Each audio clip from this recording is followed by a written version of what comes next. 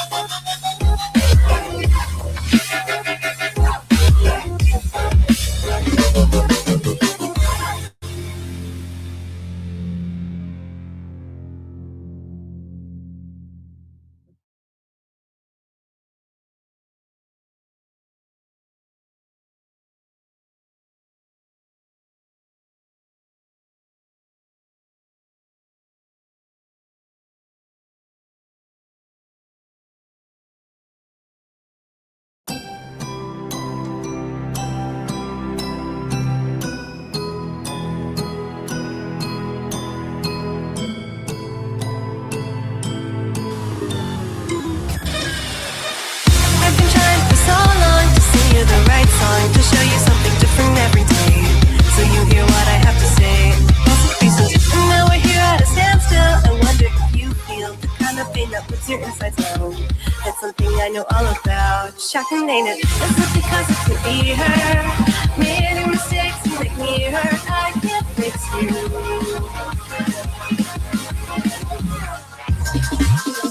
It's not because it can be her. Made me awake, make me hurt. I can't fix you.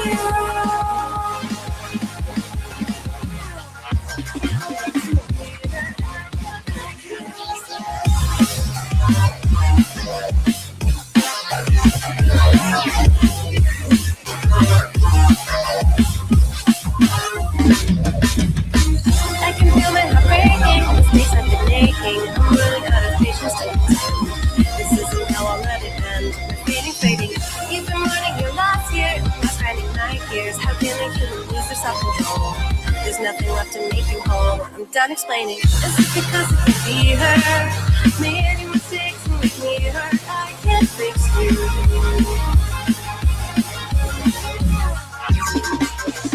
Is it because it could be her? Made me awake and make me hurt. I can't fix you.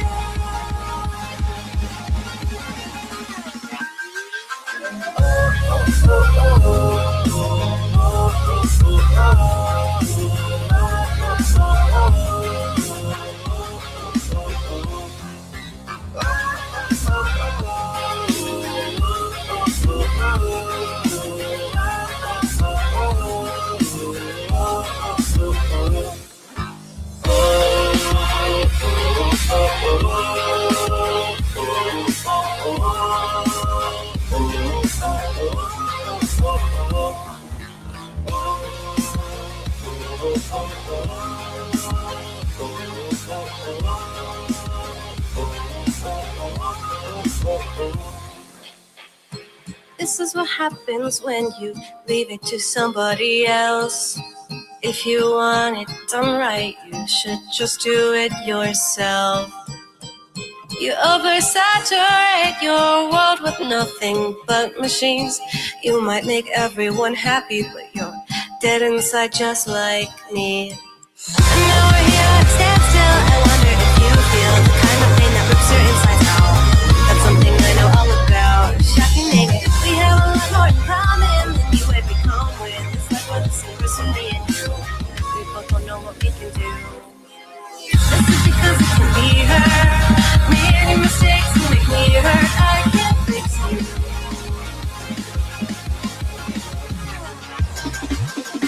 Is it because it can be her? Made me awake to make me hurt. I can't fix you.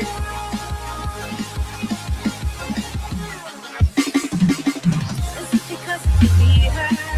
Many mistakes to make me hurt. I can't fix you.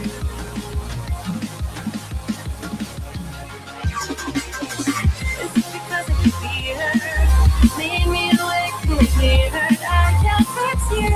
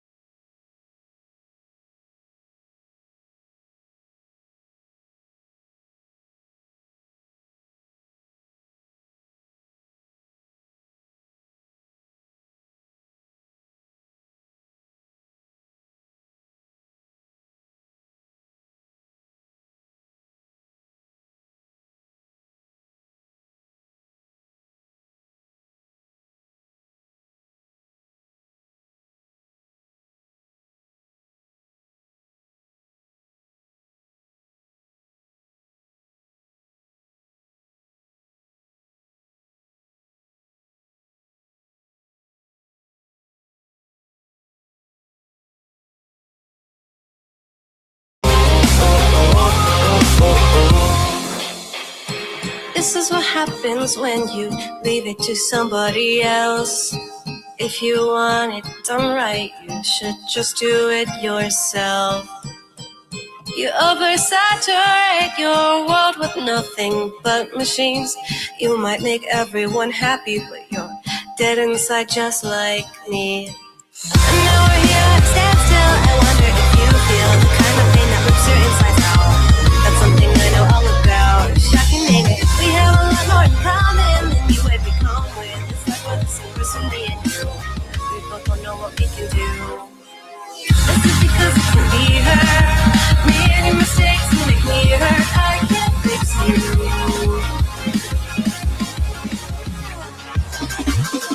This is because it can be hurt.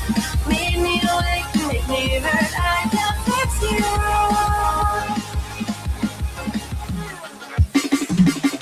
This is because it can be hurt.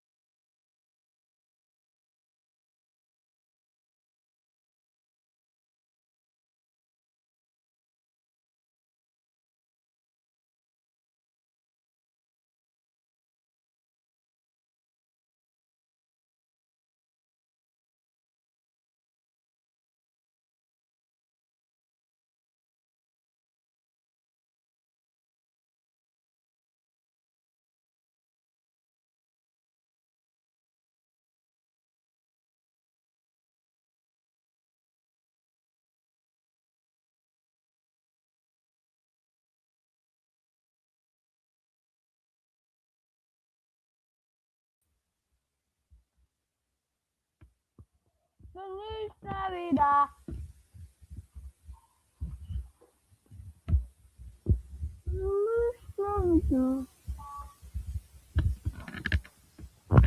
Feliz Navidad.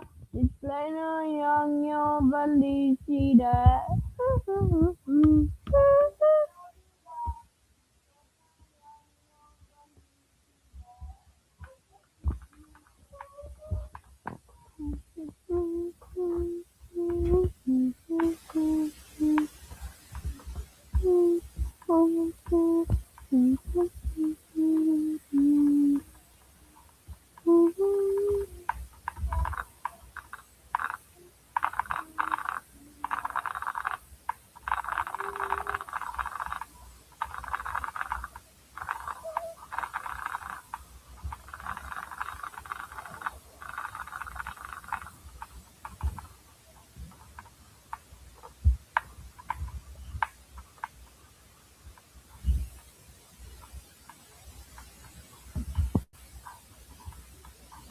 Guys, we have to do 90, but not even.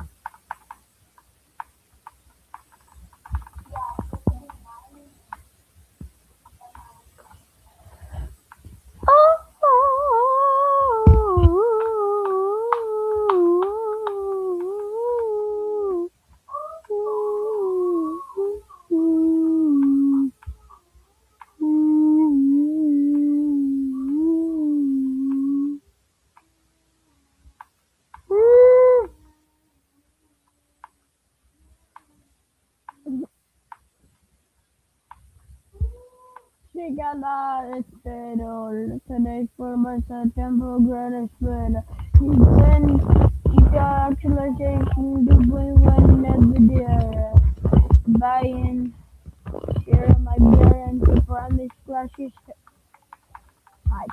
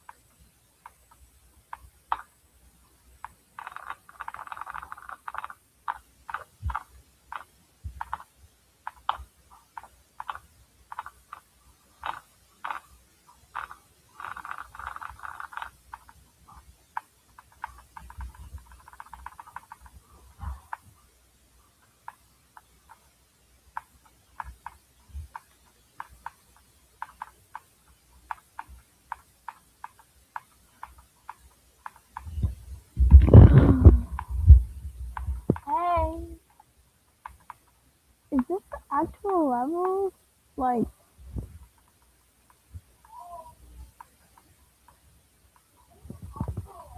or does it actually like this in 92?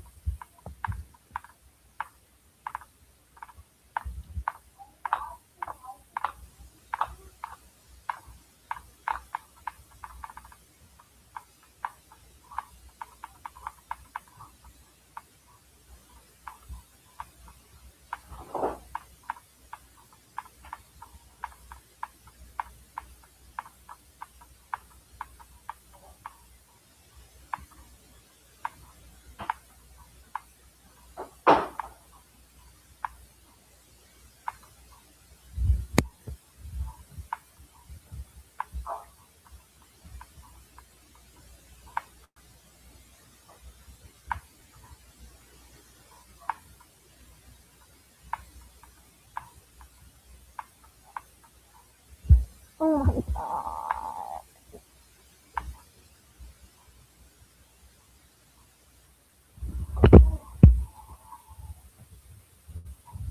92 to 100, okay.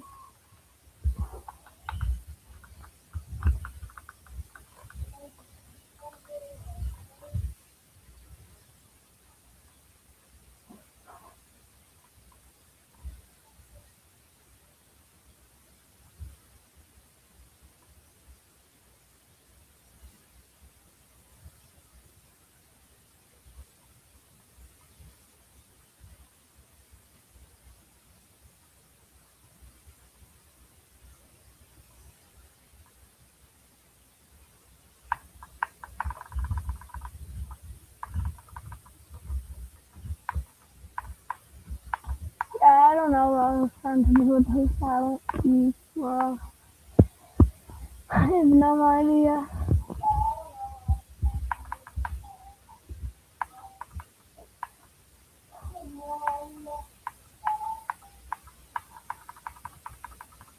What's this shit, yeah? Really? Larga Español. Larga Español. Let's do this to 100.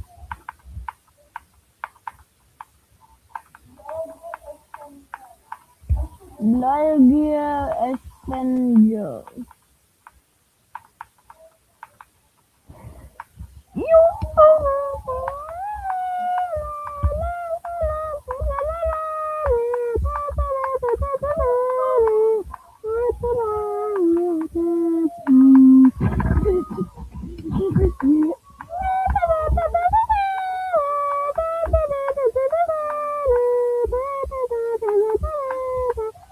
I have white fluffy hair.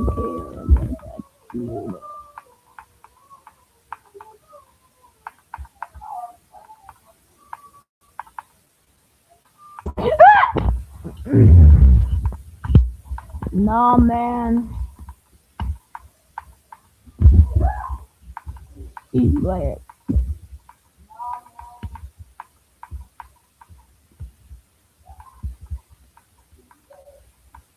she has black hair. No, I don't. Shut up. Shut up.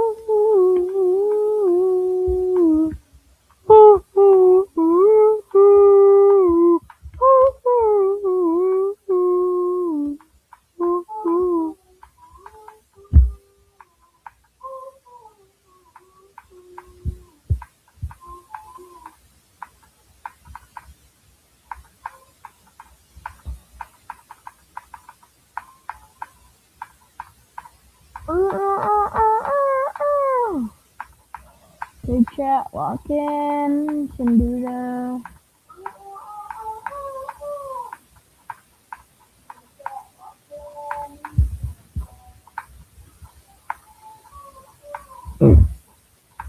Alright, let's 10% in to the run. Or, like, you know what I mean.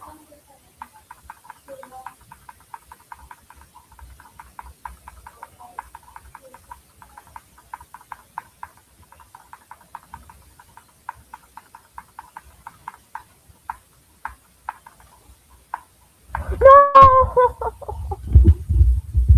12%.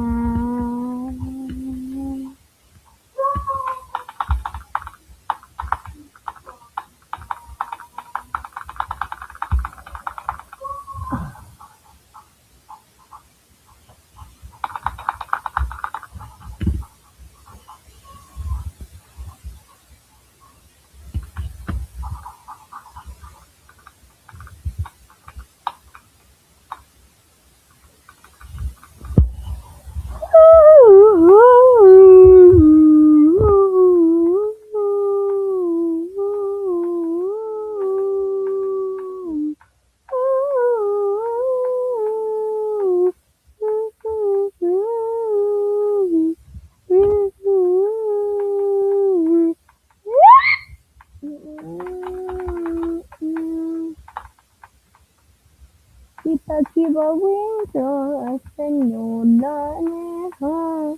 Española, Española, Española. I think I know you're watching this, by the way. So shut up and click off the stream now.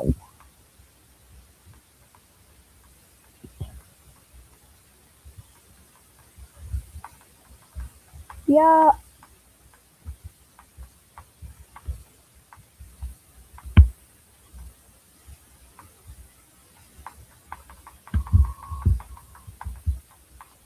every next time I play it.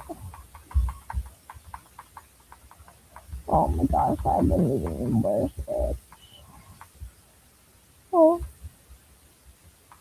oh, oh, oh, oh. Also, if you don't know what that song sounds like, go to the start of my screen. There's some of it over there.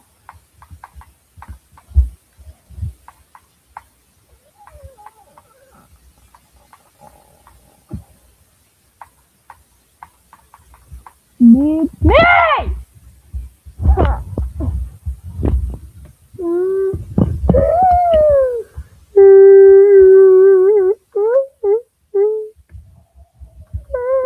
Okay, I was like, if this is asymmetrical, I'm gonna quit. Because, I hate duels.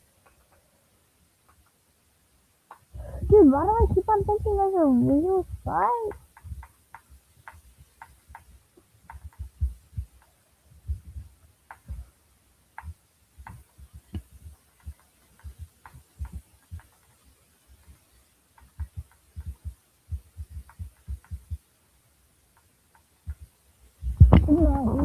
What is that? So, why do I keep jumping there? And why do I wait?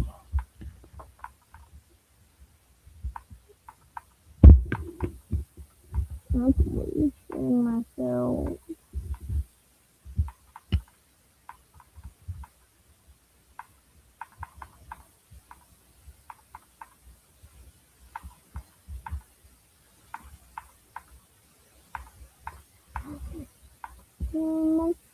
It's kind of an asymmetrical. What's the easiest possible asymmetrical thing that you can do?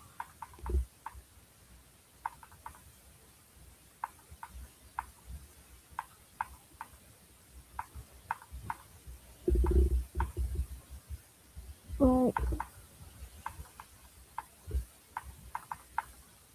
dude!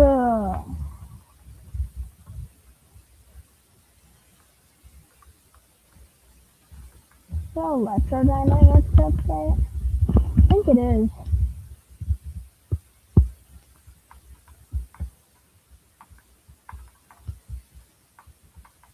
Right.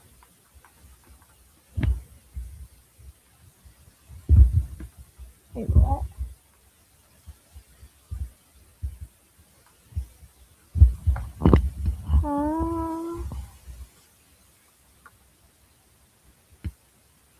No, wait, what? What?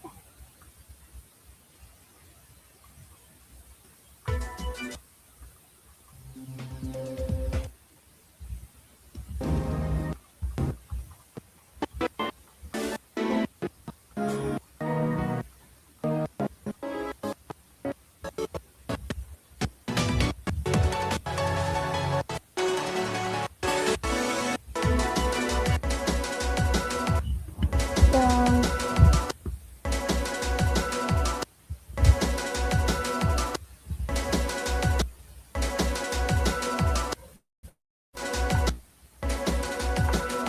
huh?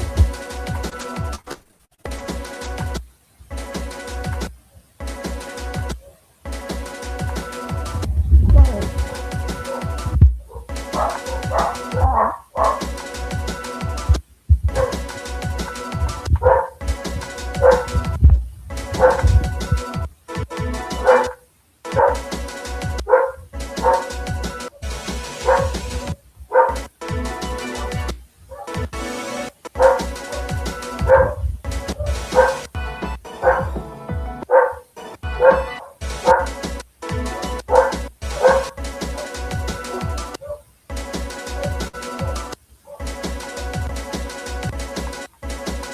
is in.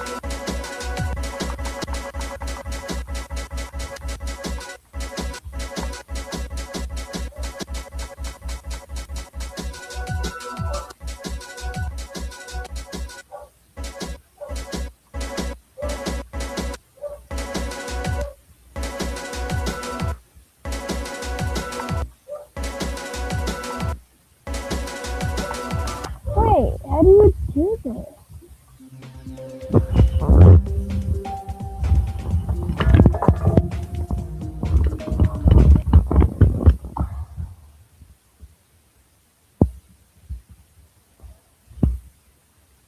Okay, the rest of the stream.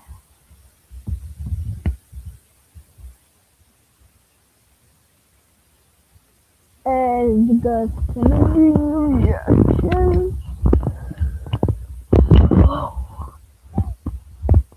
Yeah. Yeah, the reactions now. I really wanna actually stream. Do 30 minutes a day. I'm larga, espera.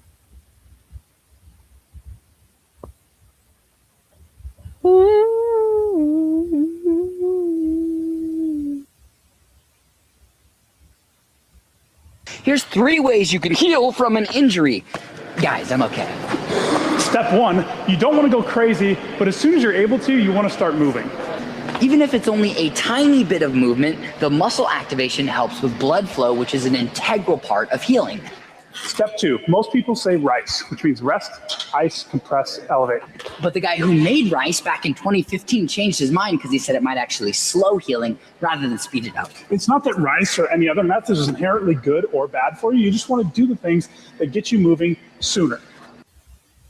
Alright, guys.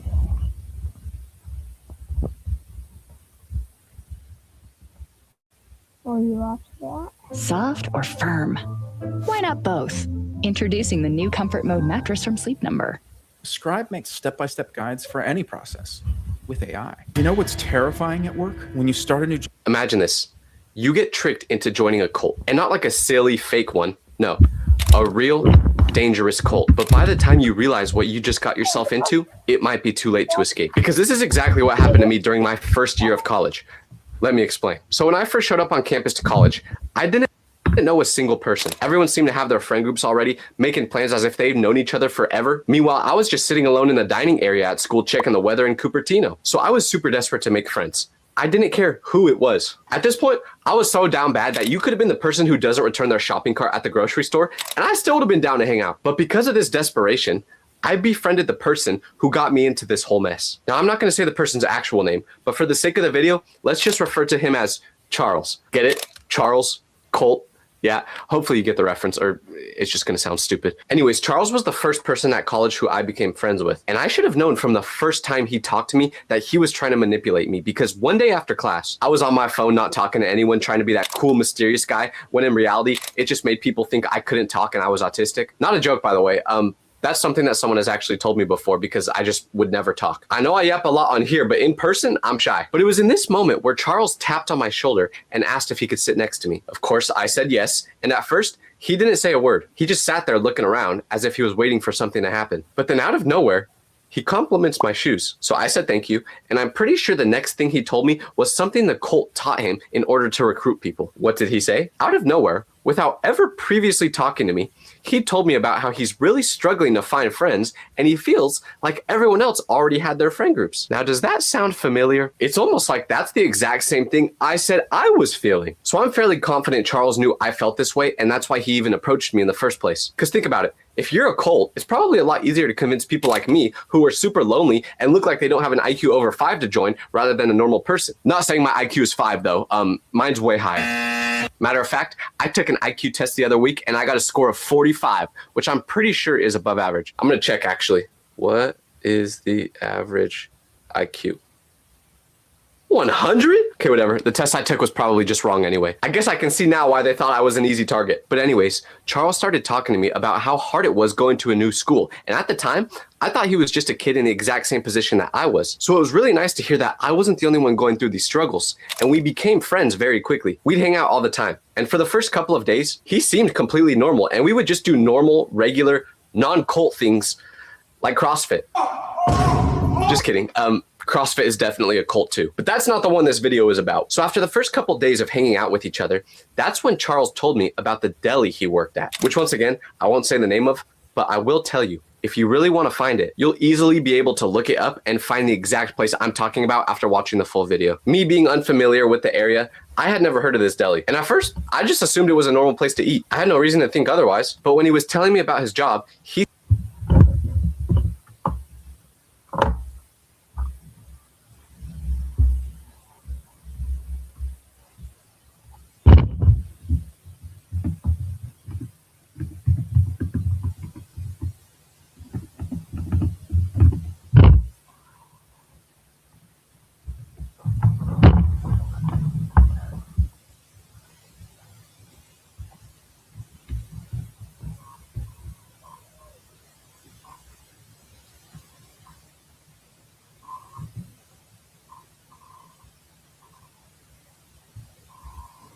Are you gonna say anything?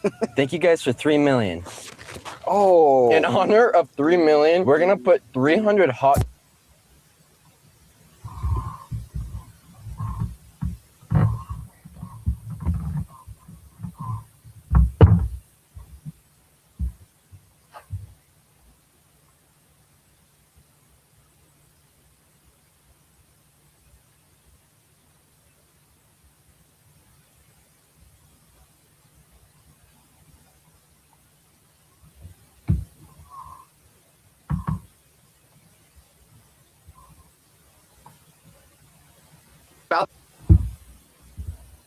Have you ever wondered what goes on inside a school after everyone leaves? Silent hallways, empty classrooms, and strange shadows when all the lights go off. Well, I always did, but I found out what really happens the hard way when my friends and I decided to sneak into school at night. But what started as a fun adventure quickly turned into a night I'll never forget, and not for a good reason. So my friend's dad is a teacher at the school we went to, and one day he comes up to me at lunch with this evil look in his eyes, and he pulls something out of his pocket. With a smile on his face, I can see that he took his dad's classroom key. I asked him why he took that off his dad's keychain, and he told me he didn't. Instead, he got a copy of the key. Now, I couldn't really understand why he would feel the need to do this, so I asked him, and that's when he brought up the idea. Dude, we should sneak into the school at night.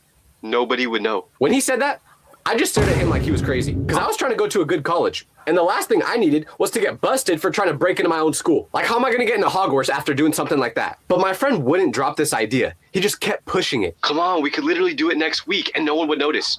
Just think about it. I wish I had better judgment, but after a couple of days of him bringing it up, I decided that it did sound kind of cool. Like, we've all thought about what our school is like when no one's there, and there's something about being in a place that you're not supposed to be that just gets me super excited. So I was convinced. We made a plan to meet up at 10 p.m. that Friday. Once everyone goes home for the weekend, we were pretty confident that there would be no one left at school. We should have been smarter than to think that, though, because on Friday night, when we got to our meeting spot behind the football field, I thought it was just going to be me and him. But he brought his cousin too. I didn't expect him to do that at all because I had no idea who this man was. I didn't know if he was going to snitch or not.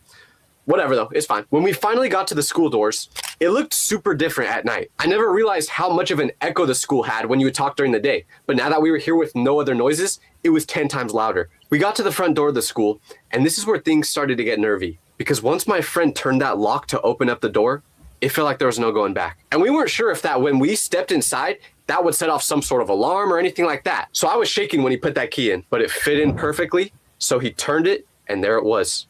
That click sound. The door was officially unlocked. We all kind of looked at each other smiling for what we were about to do when we got inside. Once we actually stepped in, the hallways inside were super dark. We only used our phone flashlights because we were scared someone from the outside might see if we used a big one and they would call the police. But as we're walking through the hallways, our footsteps made these big echoes against the walls, and every little noise we heard made us freeze. We were trying to figure out where to go first, and we ultimately decided to go into a couple classrooms. You know, I had some beef with some certain teachers there, and I wanted to do something, to say the least. So I took a dump on Mrs. Schumer's desk. No, I'm just kidding. That was a lie. That was a lie, okay? Mrs. Schumer, if you're watching this, I did not take a dump on your desk, okay? That was not me. That was Gerald. But anyways, All the classrooms looked super creepy at night when it was completely dark. And every time we would go into one of the classes, it felt like someone was watching us. Whenever I got that little tingle thinking that someone was looking at me from behind, I'd turn around super quickly and look at them, thinking that I'd catch someone in the act, but there was never anything there. Sometimes I still do this when I think there's a ghost in my house.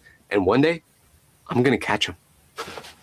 Okay, I thought I was gonna do it there, but I didn't get him. At first, it was really fun to be inside the school after we got over the fact that no one was in here with us. We ran around the halls, sat in the teachers' chairs pretending to be them, and my friend's cousin, well, he drew some inappropriate pictures on the teacher's whiteboard, to say the least. Now that I think about it, I don't know if he ever erased those. I wonder what the teacher thought when they showed up to school on Monday and saw those drawings. But we ended up wandering to the teacher's lounge, wanting to check out all the places that we weren't allowed normally as students. It low-key kind of looked like an insane asylum in there, with no light or anything. It was just kind of depressing. No colors on the wall. I don't know how teachers do this, but it was just cool to be in there in general. So we were laughing, enjoying this experience, until out of nowhere, my friend's face drops. And he looks at us with this confused expression on his face. Do you guys smell that? I hadn't noticed anything until he said that because my nose is clogged 25 hours a day. But then I took a deep sniff and there was a strong smell in the air. What exactly it was, I couldn't pinpoint. So we all started sniffing like a dog, trying to figure out what that smell could have been.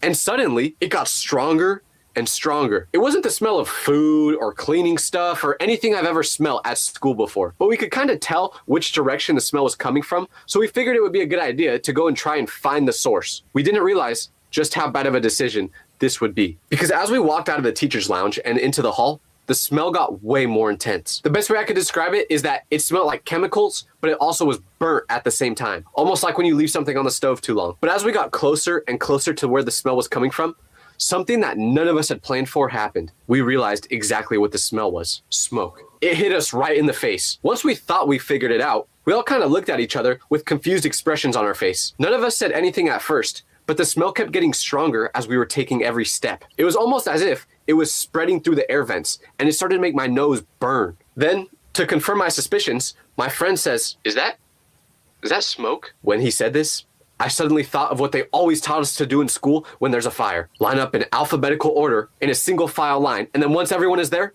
we can walk out as a class. As someone with the last name Vitelli, I always knew I would have been cooked if there was a fire in school. I hated doing stuff in alphabetical order when I was younger. It's pretty much like being the first guy chosen in the 100 men versus 1 gorilla fight. You know you're cooked. But this was when real panic started to set in. Was the school actually on fire? If it was, there were 2 reasons this would be terrifying. 1, because fire is obviously dangerous and we don't want to get hurt.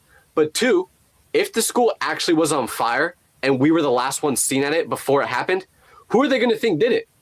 Did he? Okay, no, I don't, brain rot, bro. I don't know why I'm saying this. But obviously, if we're the last ones seen at the school, they're going to think we did it.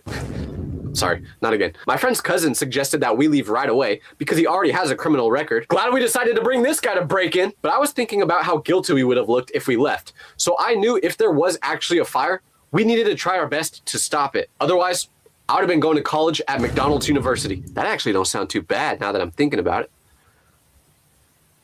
Damn, I'm hungry. So we stood there trying to decide what to do. My brain was jumping from one idea to the other. If we left and the school burned down, would they actually be able to figure out that we were the last ones here? Are there any security cameras at this school we don't know about? But if we stayed and tried to fight the fire, we might get trapped, or worse. So we decided to go towards the smell just to see how big of a problem we were actually dealing with. We started walking towards where the smell seemed the strongest, which was down the hallways in one of the classrooms. With each step, the smell got worse. It was definitely some sort of chemical burning, which was making my eyes water and my throat scratchy. I kept thinking about how much trouble we were going to be in. Breaking into school was bad enough.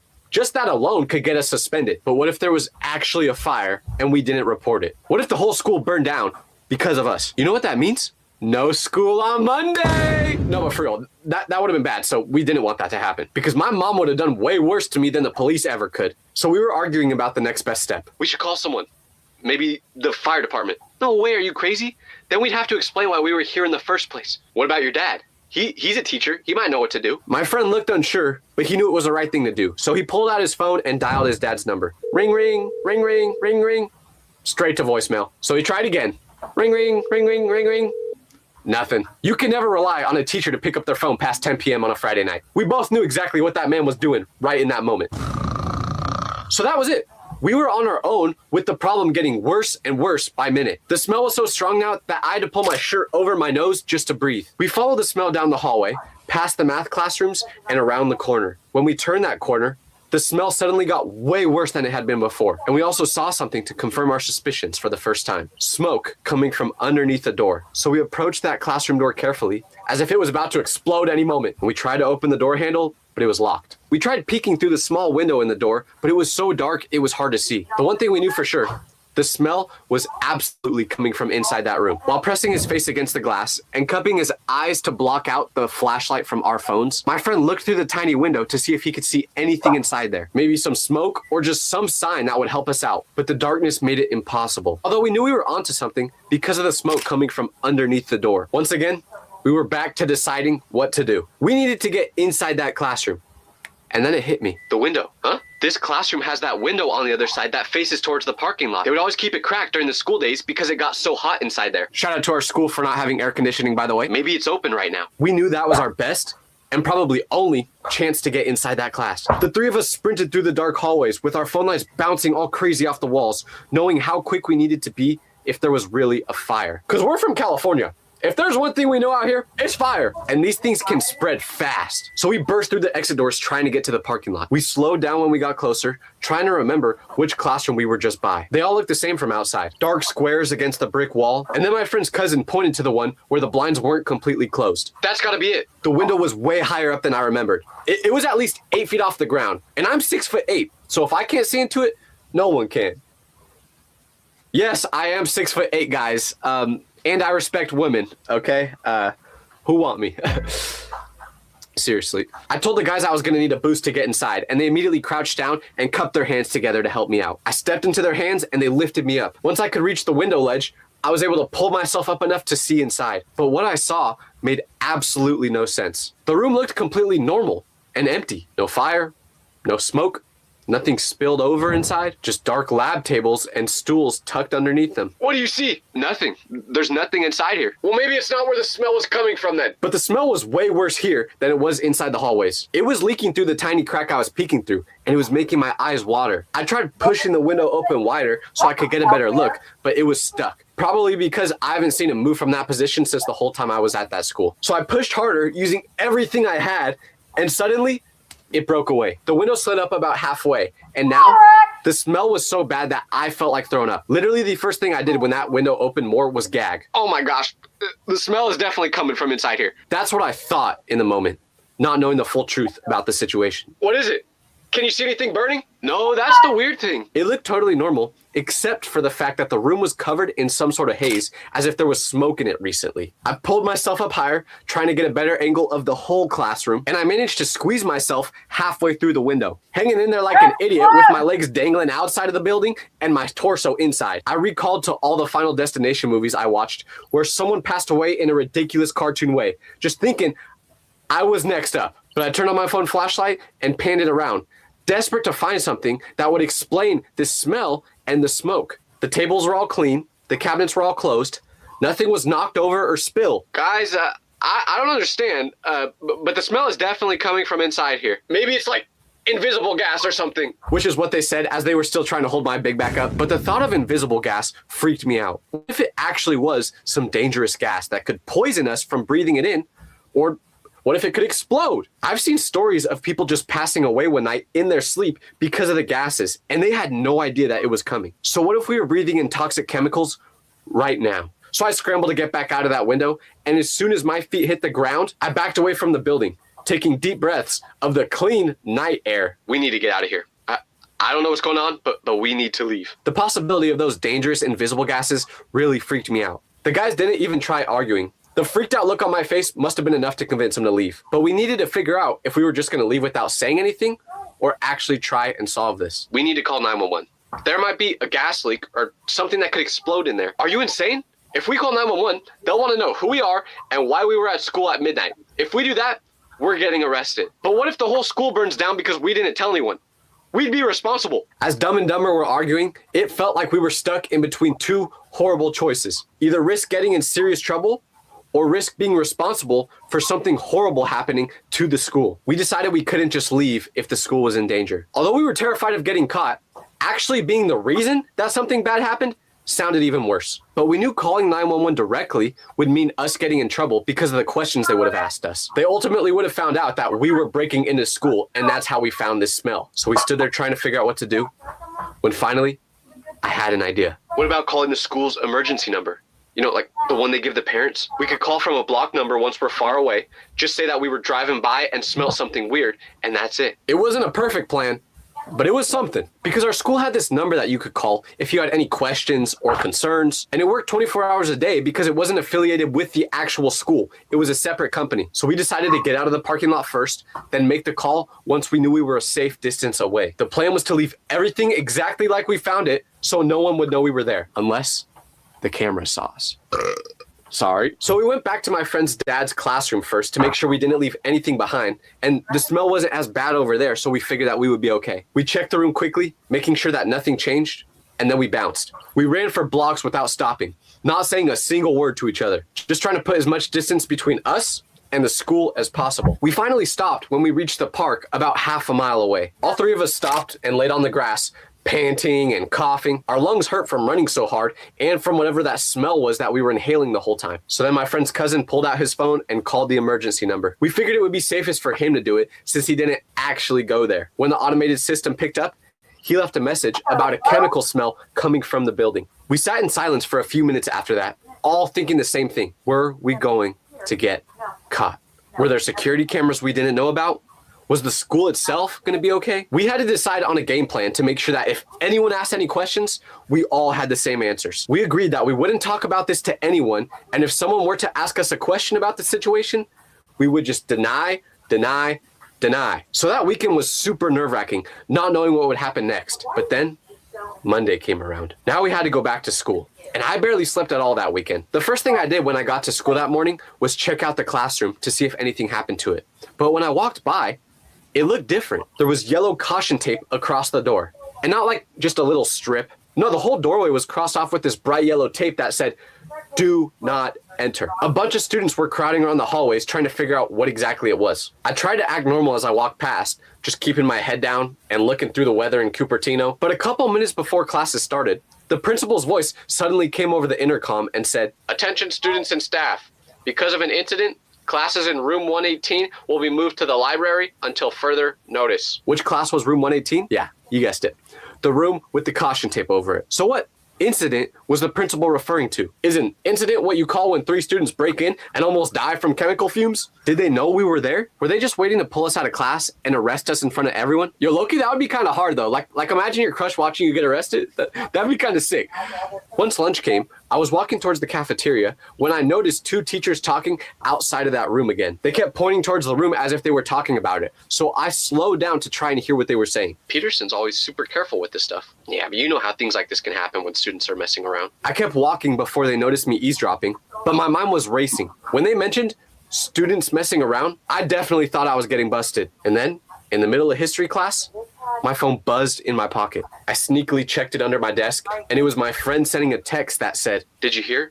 They're saying something about an experiment that went wrong in that classroom." So I finally worked up the courage to ask my biology teacher for answers, not wanting to do it before because I didn't want to look guilty. She wasn't as strict as some of the other teachers, so I felt more comfortable asking her. "Mrs. Ramirez, I was just curious about the caution tape on room 118. Do you know what's going on in there?" "Oh, nothing too serious. Just some chemical reaction because of some liquids that were left in beakers inside that class. Apparently the students didn't clean up after doing their science experiment." My heart started hammering in my chest. "Oh, that's good. Well, were the chemicals that were released dangerous or anything?" And that's when she told me there was a chemical reaction creating a compound called ammonium chloride. So I asked her about that chemical, and she told me that those fumes can cause respiratory problems if anyone's exposed to them. Well, that's great. So if I grow a 3rd arm or something when I'm older, you guys know why. But after asking her some more questions, apparently this compound can create smoke and a really strong smell, which explained everything that we were experiencing that night. As far as I know, no one else ever found out that we were at school when this was happening, which would be great if it weren't for the fact that I am now telling thousands of people about it on the internet. When you go to a sleepover, there is only one rule that you must follow no matter what. Never fall asleep first. If you don't follow this rule, there's no guarantee what will happen to you. Because I almost died at a sleepover one time after falling asleep first. And I already know what you're thinking. Tyler, you're clearly lying. Because for that to have actually happened, it would mean you got invited somewhere. And we all know that wouldn't happen. Although it may be hard to believe, yes, I did have friends when I was younger. Liar! I mean, I don't now, but I used to. So anyways, how did I almost die at a sleepover? Well, when I was younger, I had a friend whose parents owned a cabin in the woods. Yeah, you could probably see where this is going already. But me and everyone else in our friend group would constantly beg him to have a sleepover at it. This was like our friend group's dream. Every day at school, we were begging him to let us use that house to sleep over at. But he would always say no because he was that type of person that never wanted anyone to go inside his house. Like up to that point, no one in our friend group had ever been inside his normal house yet, and he made sure to keep it that way. Like one time, he rolled his ankle really badly to the point where he couldn't walk, so I took him home. And when we got there, I was like, here, let me help you get inside your house. But he was so scared of any of his friends going inside that he literally just hopped from my car to the front door. What? So if he would go this far just to make sure none of us went inside his house, there was no chance he was ever going to let us sleep over at his cabin in the woods, right? Well, that's what we all used to think too, until one random day, we're bugging him like usual, begging him to sleep over. But for some reason, on this day when we asked him, he said, yeah, let's do it. When he said that, our whole friend group collectively just thought that he was joking. So we're all kind of laughing about it, but he wasn't. So after a little bit, we were like, you serious? And he says, yeah, I'll ask my parents when it's a good weekend to go, and then we can make it happen. So we're all celebrating because we thought this was going to be the best night of our lives. But there was something off about it. Because when he was saying we could stay at the cabin, he was really giggly for some reason. And he was normally a pretty stoic dude. So for him to be acting like this was a little bit weird. But at the time, I didn't think anything of it because I was just super excited that we were going to get to use his house. But knowing what I know now, I should have seen from the start that he didn't randomly just switch up and let us use his house for no reason. No. He was planning to do something big at the sleepover. So a couple weeks pass and eventually his parents tell us that we can use the cabin that upcoming weekend and everyone drops the plans they had. Oh, you have a wedding to go to? Drop it. You were going on a first date with a girl this weekend? Not anymore.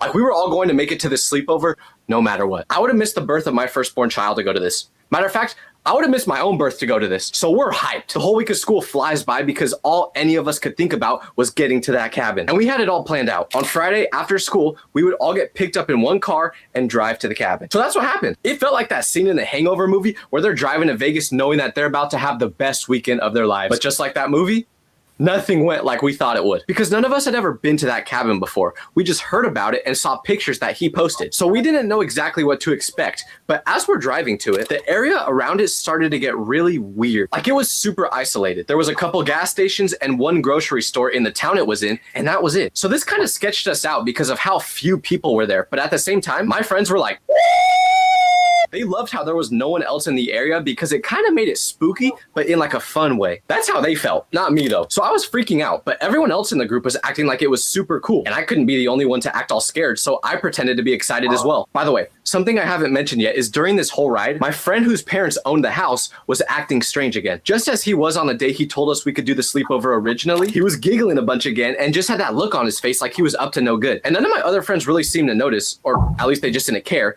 But I'm the type of person that overanalyzes everything. I just pay way more attention to random useless things than most people do. So I kept seeing how different my friend was acting, and I was wondering why he was being like this. But then we got to the house, and all my worries went away because it was awesome. 2-story house with a pool table, ping pong, movie room. And the best part was when you went into the backyard, the lake was only a few steps away. Being in a house that nice got me so motivated to become rich that I literally looked up how to get rich quick. But then the first result to pop up was get a job. And I was like, all right, I give up. Like that's just asking too much out of me.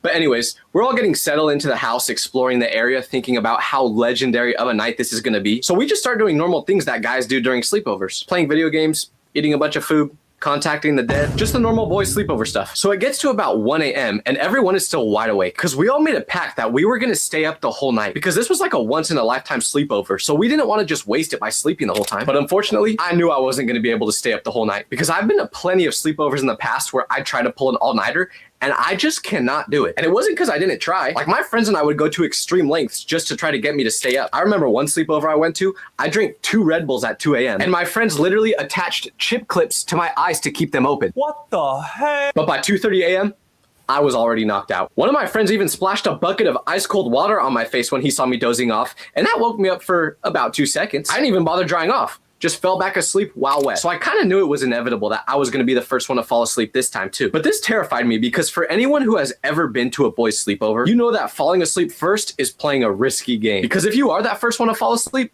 let's just say there's no guarantees you're going to wake up in the morning with all your limbs still attached to you. You fall asleep first, then all of a sudden, you wake up the next morning and your face is a little bit itchy. So you go look in the mirror and bam, both your ears are missing. Like there are no limits to what might happen when you fall asleep first at a boys' sleepover. And like I said, I can never stay up the whole night. So there have been numerous times where I was the first one to fall asleep and I suffer the consequences of it in the morning. But I knew this sleepover would be different because this was a sleepover we had all been dreaming about for years. So falling asleep first meant risking my life. But despite my best efforts to stay up, around 2:45 a.m., I fell asleep. But this is where it gets terrifying because the next thing I know, I wake up. I couldn't hear anything. I couldn't see anything. It was like I was just laying down in a void. So at first, I thought I was dreaming because I fell asleep on my back that night. And I've said before that I will never try to fall asleep on my back if I can control it for one reason. And it's because I get sleep paralysis when I do that. For those of you who aren't too familiar with what sleep paralysis is, it's a thing where you're kind of dreaming, but you're kind of not. So basically you think you're awake, but you have no control over your body. And I know what you guys are going to say. Tyler, you didn't have sleep paralysis. You just fell asleep first, so your friends cut off all your limbs. Not a bad guess, to be honest. But no, that's not what happened. But I also knew it wasn't sleep paralysis either because of two things. Number one, I could feel and move my limbs, which has never happened during a sleep paralysis dream. And two, I would always have super vivid dreams when I was experiencing sleep paralysis. But in this scenario, none of that was happening. Matter of fact, it felt super peaceful. But then my mind started to wake up a little more and question what was going on. I was now awake enough to be like, wait, why am I in pitch blackness and why can I not hear anything? Because as I was waking up, I remembered everything that happened before I went to sleep. And I knew for a fact that I did not fall asleep in a black hole. I was in the living room. So I moved my head around a little bit, trying to figure out exactly where I was at. I looked to my left, didn't see anything. Looked to my right, didn't see anything once again. Just complete and utter darkness. So now I started to panic because I don't know why, but the first thing my brain went to in this situation was a video that I remembered watching. And it was this girl saying that her worst fear is to be stuck in a world where there is just nothing. Like you're still fully conscious, but there's nothing around you and you're stuck there forever. I don't know why, but this was like the first thing I thought about when I started to wake up, and my heart started pounding because this is terrifying. But then finally, I was awake enough to try standing up. But the moment I tried to, I realized the ground under me was not stable. The bed I was on started shaking really hard and I couldn't find my balance to stand up. So I put my hand down to see what surface the mattress was on, and that was when I felt something wet. My homies peed on me while I was sleeping. No, I'm just kidding. That's not why the ground was wet. I actually don't know why I said that. Although I really didn't want to touch this mystery liquid on the ground again, I knew I probably should to figure out where I'm at. So I did. And that was when I realized it was water. But it wasn't just water on the ground. No, because when I touched it, I figured out that I was lying on a mattress floating on a body of water. Now I was starting to put some of the pieces together, and I figured out that I was on a mattress on the lake outside of my friend's cabin. And I couldn't see anything because, like I said, the cabin was in the middle of nowhere. So there were no city lights or anything around it to make noise. So I just figured this was my friends playing a prank on me and punishing me for falling asleep first. So I scream out, "Hey, someone bring me back to shore," but no response. So I'm thinking, that's odd. Maybe they just couldn't hear me. So I scream again, but still no answer. So I just resorted to paddling back on my mattress to the shore, which was probably about a couple 100 feet away. Finally, after maybe 10 minutes of paddling, I got to shore and I walk up to the house and open the back door, but something was off because it was completely silent inside. I start slowly creeping around the house nervously, trying to find any one of my friends. And I check 4 out of the 5 rooms, but I can't find any of them. But then I hear a noise that sounds like a bird whistling. Being the logical thinker I am, I figured it was just a serial killer trying to lure me into the room for me to meet my final demise. So what did I do? I followed the noise. And I figured out it was coming from a room that had a door shut. So I go to that room, and after taking a big, deep breath, I open the door. And what was inside? All my friends sleeping. There was like 5 rooms, but they all decided to sleep in the same one. But wait, if they're all sleeping, then how did I get into the lake? Well, I turn a light on because I want to see if they have the answer to that question. And they all slowly wake up, and looking like I just got done trying to be the next Michael Phelps, I ask them if they know why I was in the lake. And they all just look at my friend who owned the house and start laughing. I ask why they're all laughing, and that's when they told me that they put me on a mattress and pushed it out into the lake after I fell asleep. So I responded by saying, "What the hell is wrong with you people?" So I asked why they all started looking at my friend who owned the house when they were laughing, and this is when they told me something that made everything make sense. Because remember when I said he was acting all bubbly and giggling even though he's never like that? Well, apparently, the reason he was acting like this is because he saw a movie where someone put their friend on a mattress and let them drift out into the lake, and he thought it was hilarious. So he wanted to recreate it with whoever fell asleep first at the sleepover. Bro, I might just turn off my computer after hearing that, bro. This is why you'll never catch me going to another sleepover again. And I'm also an adult now, so I don't get invited to them. But yeah, do you remember the moment in your life where you came closest to death? I'm about to tell you what this exact moment was for me and why it made me decide that I will never attempt to break into an abandoned building again. And thank you to PDS Debt for sponsoring this video. So me and my friends decided to go to the beach one day, but we weren't planning on going to just some normal beach. No, this was a private one where many of the richest people in Los Angeles would go. Lady Gaga, Miley Cyrus, Jonah Hill, all names of people who had houses on this beach. So in our attempt to cosplay being rich, we wanted to sneak into it. But as we're driving up to the beach, seeing all these ginormous houses, we see one in particular that catches our eye. Because this mansion stood out like a cat in a dog park. How so? Well, all the other houses were super nice and well kept, but this one was different. Windows were broken, graffiti on the walls, grass was way overgrown. So it was pretty clear that this one was abandoned. But it was so weird that in a place like this, there would be a house that someone would just completely stop using. Like, who has enough money to own a mansion in one of the most expensive areas of California and just abandon it? Not me and not you. That's right, we're both broke. So after seeing this abandoned house, me and my friend saw a golden opportunity. We had to try sneaking in this house. Because how often do you get to go inside a mansion, let alone an abandoned mansion, let alone an abandoned mansion on the beach? Now, although it was pretty obvious that this place was clearly abandoned, we wanted to make sure that no one was currently living there. So we Googled abandoned mansions in Malibu just to see if this one would come up. And sure enough, it did. Which led us to discovering that this place belonged to a lady named Cynthia Beck. That's a very important name that you'll need to remember for later. Now, from what we read, Cynthia abandoned this house in the early 2000s, so no one was there. I guess she owns a bunch of properties that she never visits, including this one. So technically, someone did own the place, but at the same time, we knew there was no chance that anyone would be there, right? So we decided to go explore it. But what we didn't think about is how powerful someone with this amount of money could be. And that mistake would ultimately get us into big trouble later in the day. But anyways, we made our decision. We drove down the road, found inconspicuous parking, and walked back our way to the mansion. Getting inside the place was surprisingly easy. The huge, intimidating front gate had a gap in the fence where we could sneak under it one by one. But as I've said before, sometimes I think I'm schizophrenic because whenever I'm in a situation like this, I always think someone is watching me, even if there's no reason to. So I kept looking over my shoulder, just having a gut feeling that we would get caught. Little did I know, something much worse would happen than just getting caught. Once we got past the gate, things started to get really uncomfortable. We walked up to the front door and we're trying to think of ways to get inside. Should we try getting through a window? Should we try picking the front door lock? But then something amazing happened.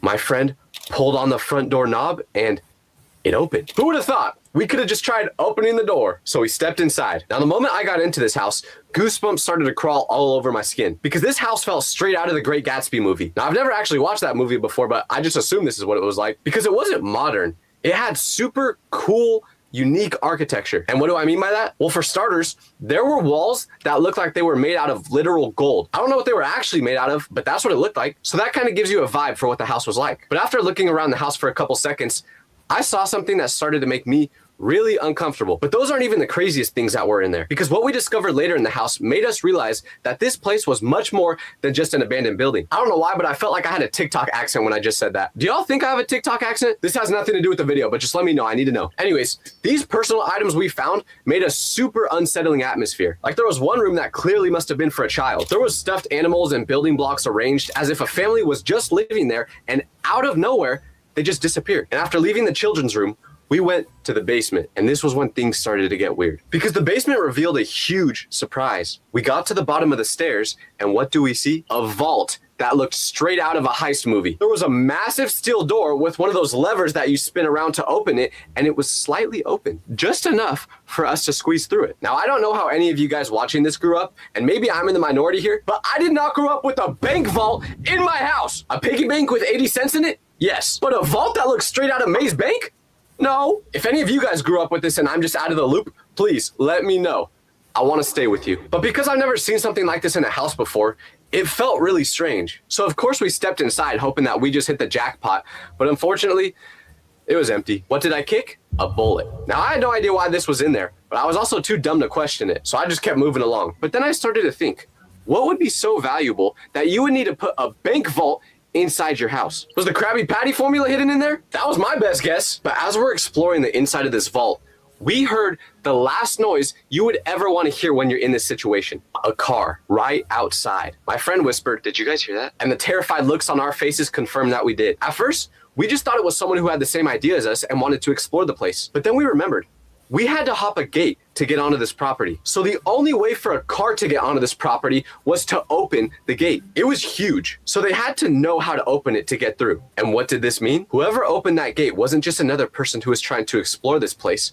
No, it was someone who had been here before. And we didn't know what to do. So we just stood there frozen, trying to be as quiet as possible and listen to what whoever was out there was gonna do next. My heart then started to pound even more because we heard one door shut, then two doors, then three doors, then four. It was clear this wasn't just one or two people. No, it was a big group. Then came the footsteps, numerous, heavy footsteps. They were getting closer and closer and sounded as if they were running. And it made it super clear that whoever they were coming after us. We were at the bottom of a basement with no other way out and heard what sounded like a dang millipede chasing us with all those footsteps. So we just kind of stood there waiting for whoever this was. We knew we couldn't do anything else. They obviously knew we were here and there was nothing we could do about it anymore.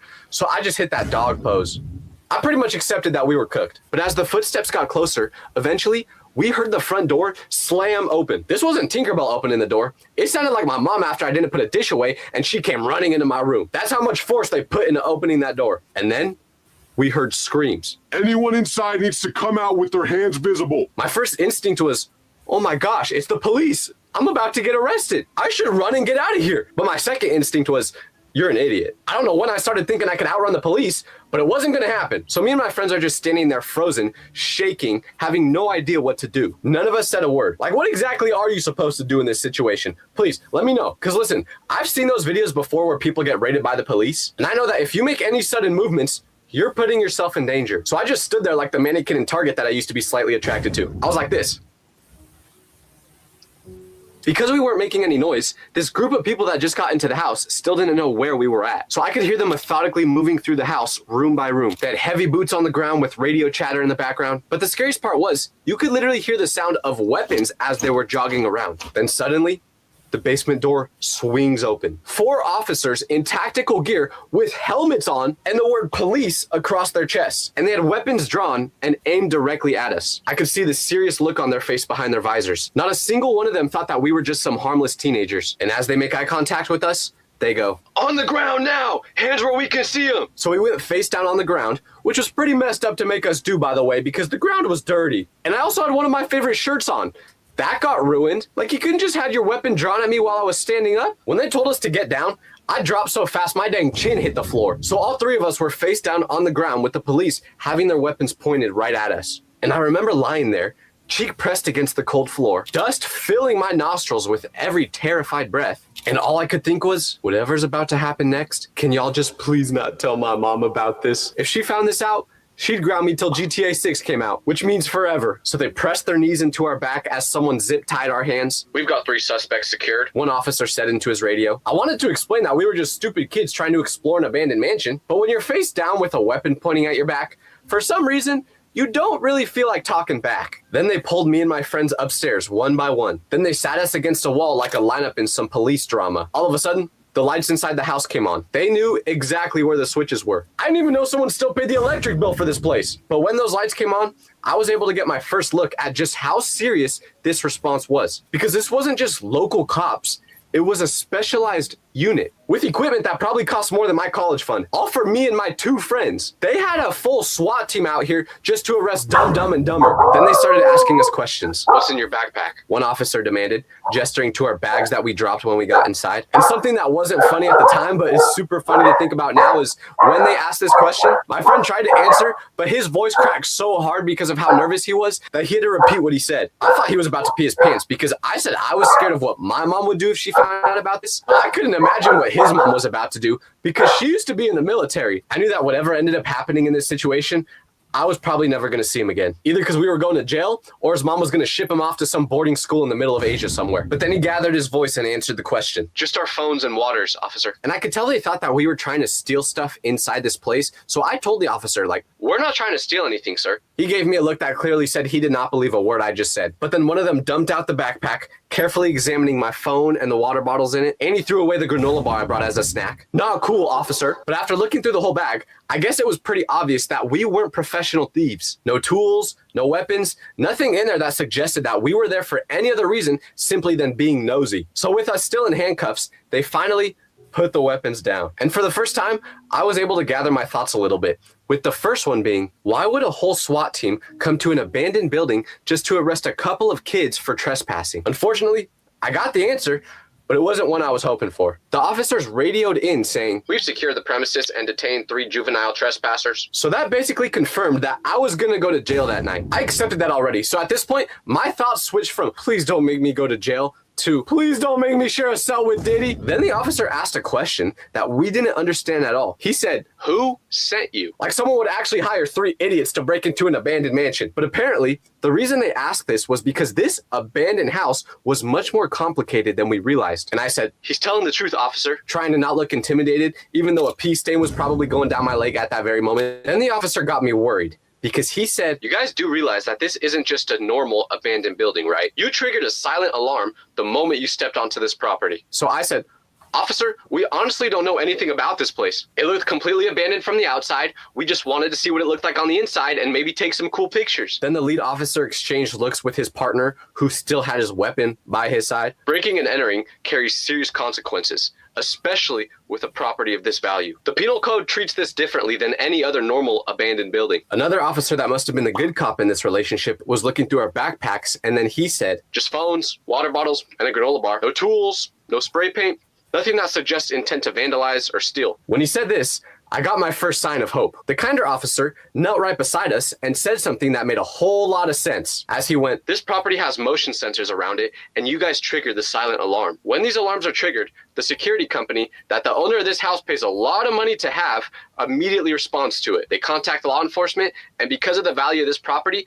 we respond with adequate force. So that's why they had so many people and they were taking this so seriously. And what this means is that if the security company ever alerts the authorities that my house is being robbed, they're going to respond by sending a mall cop. The nicer officer could tell that we were super terrified and that we weren't threats. So he tried to calm us down a little bit and he said, look, our protocol when responding to high-value property alarms is to secure the premises first and ask questions later. We have to treat every intrusion as potentially dangerous until proven otherwise. Which made sense. If there was someone actually dangerous in here, you have to prepare like it so you don't get hurt. But then the officer said something that once again made me think I was not going home that night, which was, now the owner hasn't been here in years, but it's still not legally abandoned. Someone is actively paying for security monitoring and they want trespassers prosecuted. So when they said this, I asked the golden question that me and my friends were all thinking. Officer, does this mean we're going to jail? Thinking about the cell I was about to have to share with Diddy, I waited for an answer. But then the officer went, no, we're just going to issue you guys a formal warning. But understand, you got lucky today. Trespassing on properties like this can result in serious charges, especially when you force entry. And to this day, I never told my mama about it. Picture this.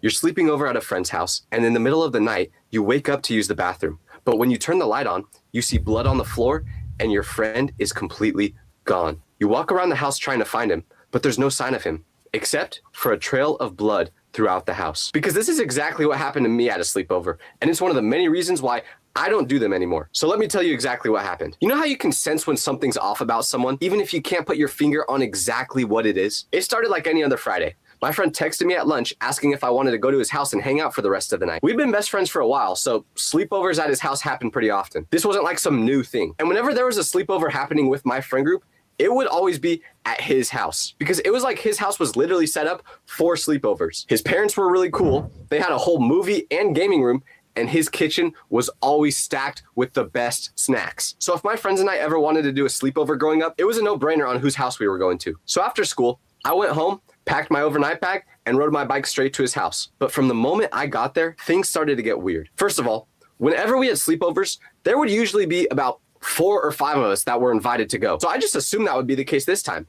But when I arrived, I was his only friend there. I asked if I just happened to be the first one to get there and if others would be coming soon, but he said, no, I just invited you. That was a little strange to me considering that we had never had a sleepover, just us two together, but we were pretty close friends, so I didn't really pay it much mind. But then things started to not make sense because as I'm putting my stuff down inside his house, making myself comfortable, something was off about him. He's normally this super energetic guy that's bouncing off the walls, yapping his face off about something funny that happened at school or one of his favorite sports teams. But this day, he had really low energy. And that might not seem too abnormal, but for him, it was. Especially considering the fact that we were having a sleepover together. Because as every person knows, growing up, a sleepover is your Super Bowl. There is literally nothing you look forward to more as a child than going to your friend's house, pulling an all-nighter, and doing crazy stuff that you'll regret in the morning, like drinking a full bottle of soy sauce. Don't try that, by the way. My stomach has never been the same since I attempted it. I'm not kidding. So this made me confused because if my friend wasn't feeling good or if there was something actually wrong, why would he even invite me over in the first place? So I start to question it a little bit, but hey, I'm at a sleepover with my homie, so I just tried to enjoy it. So we went up to his gaming room and started playing a racing game that we all loved. But every few minutes, in the middle of the game, Jake would pause it, lean back in his chair, and take a super deep breath. I asked him if he was okay, but he just shrugged it off and said that he was fine. The weird thing was how he kept touching his left side. He'd be holding his controller with one hand and then putting pressure on his ribs with the other. And every time he would take a deep breath, his face would scrunch a little bit, like it almost hurt to breathe. When I told him that I could clearly see something was up, I asked him what was going on, and he told me that he just got hurt at soccer practice and it was no big deal. Made sense to me.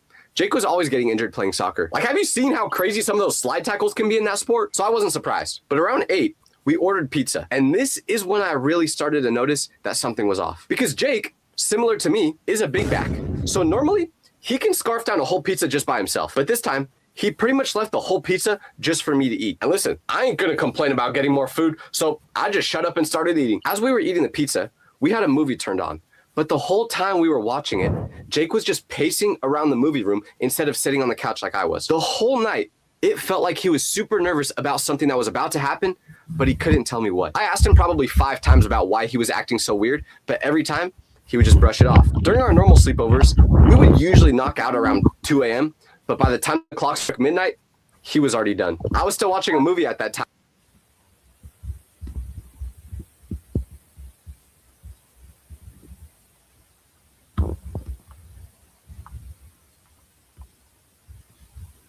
Well, it's basically just like, I'm gonna play one more level